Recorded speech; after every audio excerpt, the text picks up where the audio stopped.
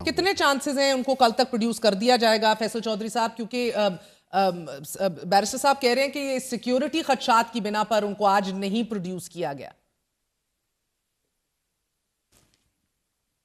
نہیں، میرے خیال میں بیرسٹر صاحب اور قوثر کاظمی جو مشیر وزیر اعلیٰ پنجاب ہیں، ان کی بیانات میں فرق ہے. وہ معاملات کو جو ہے وہ اس طرح سے نہیں بیان کرے. سیکیورٹی کی کوئی معاملات نہیں تھے. میں صبح سے چودھری اعجاز صاحب کے فیملی کے ساتھ ان ٹچ تھا، اور جب میں ڈالا جا رہا تھا تو میں نے ان سے پوچھا کہ کیا صورتحال ہے، تو انہوں نے کہا کہ اسلام آباد پولیس کوٹ لکھپت میں آئے ہوئی ہے، لیکن ڈپٹی سپرنٹینڈنٹ جو ہے وہ تعاون نہیں کر رہے.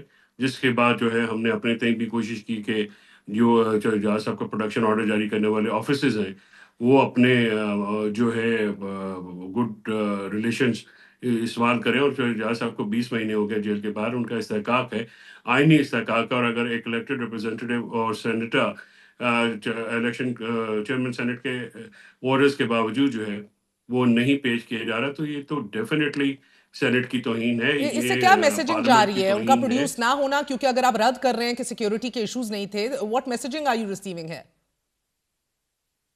میسج بڑا کلیئر ہے. پاکستان میں کوئی آئین نہیں ہے، پاکستان میں کوئی قانون نہیں ہے، پاکستان میں عام شہریوں سے لے کے الیکٹڈ ریپرزینٹیوز کے کوئی جو بنیادی حقوق ہیں معطل ہیں. پاکستان میں کوئی ادارہ جو ہے جو کہ الیکٹڈ ہو سکتا ہے، یہ الیکٹڈ اداروں کی وقت کو سر مگر جان انہوں بوجھ نے کے یاد کم کیا دلایا جا کہ رہا ہے. اور خواجہ ایک سعد غیر علنی رفیق اور ماشاء اللہ کی رانا ثناء صورتحال اللہ ہے. صاحب کو تو آپ لوگ بھی پروڈیوس نہیں کرتے تھے اور ڈیسک بجاتے تھے، شادیانے بجاتے تھے ان کے نہ آنے پہ. غلط کرتے تھے، غلط کرتے غلط تھے. کرتے تھے. ان کو پروڈیوس کرنا چاہیے تھا.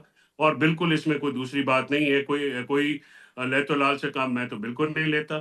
اور میرے نظر میں کوئی بھی جو الیکٹڈ ریپرزینٹیو ہیں رولز آف دا بزنس کے تحت اور سینٹ اینڈ نیشنل اسمبلی کے رولز کے تحت، اور بہت سارے فیصلے ہیں، اسلام آباد ہائی کورٹ کا بھی فیصلہ ہے، لاہور کے بھی فیصلے ہیں، سپریم کورٹ کے بھی فیصلے ہیں، ان کے تحت ان کا پروڈکشن بہت ضروری ہے. آئی ہوپ کہ جو وکیل کہہ رہے ہیں کہ کل وہ ان کی پروڈکشن ہو جائے گی.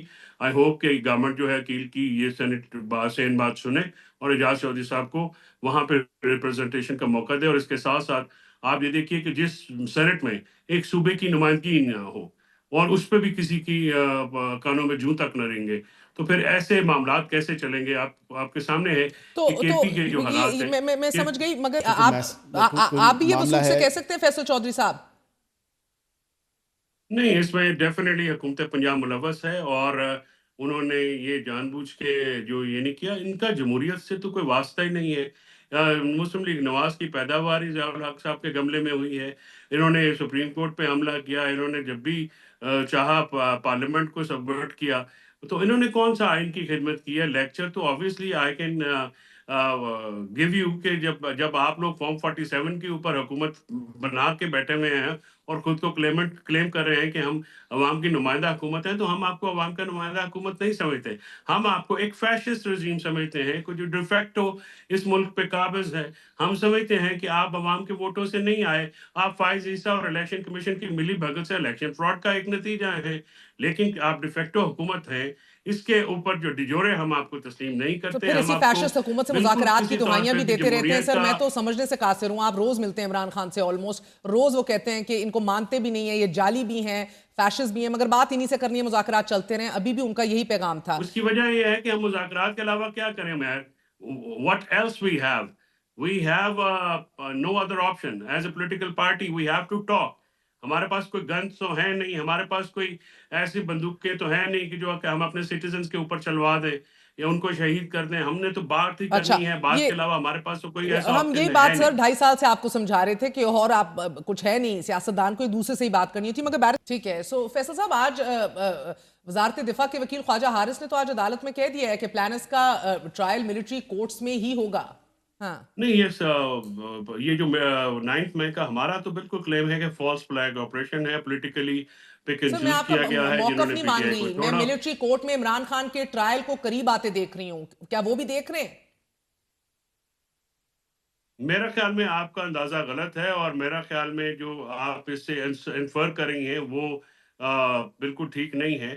ملٹری کورٹ کا ٹرائل اگر ہوگا عمران خان صاحب کا، تو پھر یہ ایک بہت بڑا सवालिया निशान पाकिस्तान के आइन और कानून पर और बैनुल अक़वामी मुआहदों की खिलाफ वर्जी होगी जिस पे हुकूमत पाकिस्तान सिग्नेटरी है। और फिर पाकिस्तान ने ये मामलात पे जो 8-9 बिलियन डॉलर्स का रिबेट साल में मिलता है, वो भी इन्हीं मुआहदों के ज़रिए मिलता है। और अगर आप इमरान खान साहब को मिलिट्री कोर्ट के ट्रायल से कोई थ्रेट करना चाहते हैं, तो एक तो हम थ्रेटेंड नहीं हैं। ओके, और अगर वो फैसल करना मुझे भी ये चाहेंगे बताइएगा तो कि डेफिनिटली इमरान करें, खान लेकिन साहब से मिलिट्री आपकी को रोज मुलाकात होती है, क्या अगली नशिस्त में मुझे सलमान अकरम राजा साहब ने कहा तहरीरी मुतालबात पेश कर देंगे, और अगर जुडिशल कमीशन के ऊपर हामी नहीं भरी गई तो ये तीसरी और आखिरी नशिस्त होगी? Is Imran Khan clear on that, और are these his orders? Imran Khan साहब बिल्कुल इस पे क्लियर है, और हम समझते हैं कि अगर हुकूमत संजीदगी का मुजाहरा नहीं करेगी और जुडिशल कमीशन पे कोई मुस्बत ठोस पेश रफ्त नहीं होगी, तो हमारे लिए मुज़ाकरात का अमल जारी रखना मुश्किल होगा। तहरीरी हमारे मुतालबात हैं, उनको तहरीरी शक्ल में अगली मीटिंग में दे दिया जाएगा।